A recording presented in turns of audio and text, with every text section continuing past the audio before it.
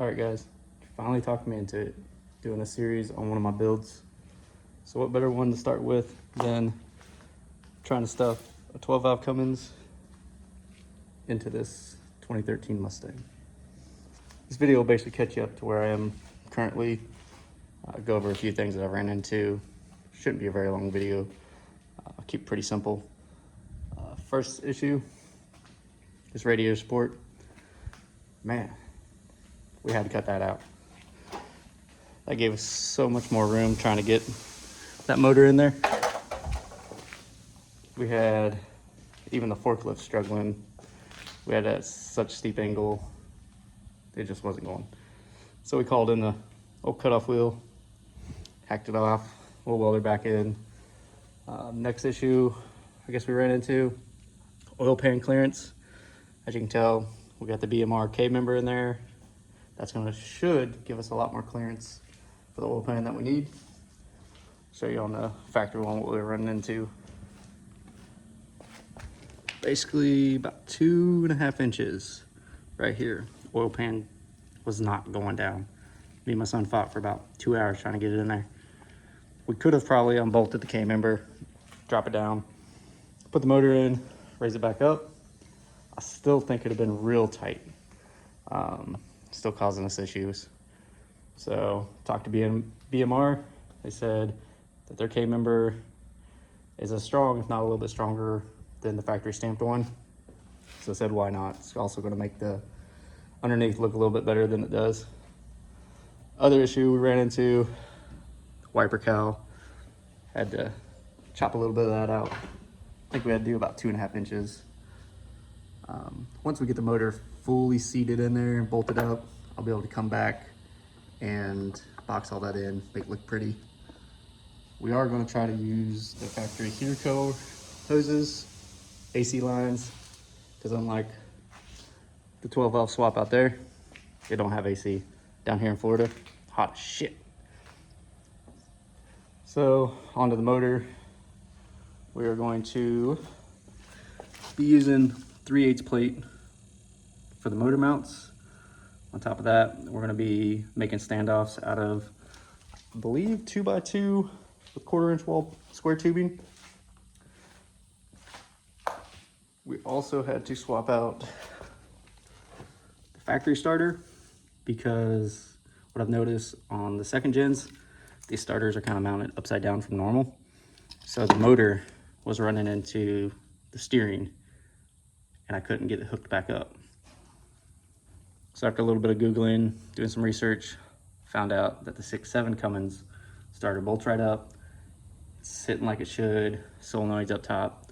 That should give me enough clearance right there for the steering to go down through. All the teeth are the same, back spacing is the same. Only difference is they use an electrical connector. Should be able to pick it up pretty cheap somewhere. If not, I guess you can go the cheap way, use a spade connector, shove it in there. It's just a signal wire for the starter. But we're gonna try to do it right, make it look clean. Since we are utilizing the electric power steering, what to do with this? Kind of got two options. Can loop the lines together, leave it, let it just sit there and run, circulate. Other option, unbolt it from the vacuum pump, plate it off. The vacuum pump will still allow us to use the power brakes for the brake booster. After all that, we will be changing most of the gaskets on it, you know, anything that's going to cause crazy oil leaks, like this motor already looks like it has. So we're going to do oil pan, valve cover gaskets, front timing cover gasket, crank seal. Got to change out the tensioner to a grooved one. I believe from the last build, I think I got this off an industrial 12 valve because we removed the AC. The AC would eventually be high mount. We're gonna do a new alternator with an external regulator. I really didn't want to try to find a one wire or convert one into a one wire, so just going with an external voltage regulator seemed to be the easiest way. While we have the front timing cover off, we're gonna probably advance the timing of the P-pump. I think we're at 12.5 right now. Probably gonna go close to 17. Seems like a pretty safe number.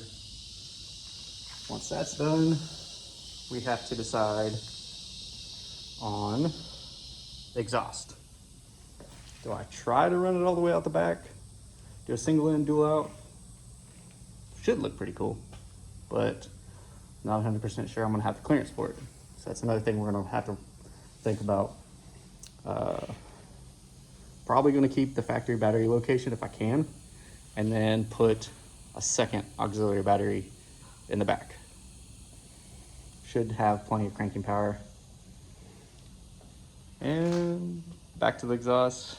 Hood stack it. Should be pretty sick. I already know I'm gonna have to do a cowl hood because these two front valve covers are sitting about 2.5 inches above the fender. So 4-inch cowl hood would probably be in the future. Running hoodless for now would probably be pretty cool when we get there. That basically gets us pretty close to where I am now. My next steps right now is going to be taking the motor, shoving it back in that car, building a new trans-cross member. We're going to use probably 3/8 plate, flat plate, a couple isolators between the plate and the transmission, factory location bolt holes. Everything looks like it is going to line up pretty good right there. Build the standoffs for the motor mounts, decide if those isolators are going to hold the weight or if we're going to have to change them to a more heavier duty. Wiring up the electric steering to the PCM, ECU, ECM, whatever the hell you want to call it. At that point, we should be home free for, officially stabbing the motor in. Still kind of tossed up if the shifter linkage is going to work. I would love it to work. That'd keep the factory shifter on the floor and keep me from having to do a manual valve body. I'm not against using a manual valve body. I'd rather put it in the big truck. I think that'd be cooler. But if we have to, we'll put one in here, run a ratchet shifter, obviously our lockup switches, our overdrive switches. More than likely, we're going to be adjusting the AFC, adjusting valves.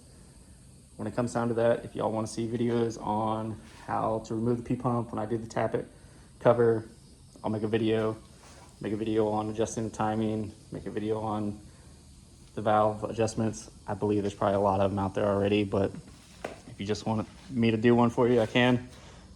More likely going to get rid of this, run a bigger trans cooler, and I believe pretty much get you right where I am at now. The next video, hopefully the motor is fully bolted in. Then we'll be talking about what radiator I'm going to use, what intercooler I'm going to use, how I'm going to do the piping for the intercooler, what we're going to do by then with the exhaust. We'll really decide on that wiper cowl, if we're going to be able to box that in or not, or if I kind of got to leave it like that. Really hoping we don't have to. What we're going to do about fuel tank, if we're going to go fuel cell, or if we're going to drop this factory tank, clean it all out, drain the fuel, maybe do a sump, figure out how to do a fill nozzle, because obviously the gas ones are a lot smaller. After that's done, there's a list of stuff. I know we're going to be running into a lot of issues, but I'll keep you all posted. Let me know what you think about the first video. It's my first time, but I think this could be a pretty fun series, and let's build something awesome. See you guys.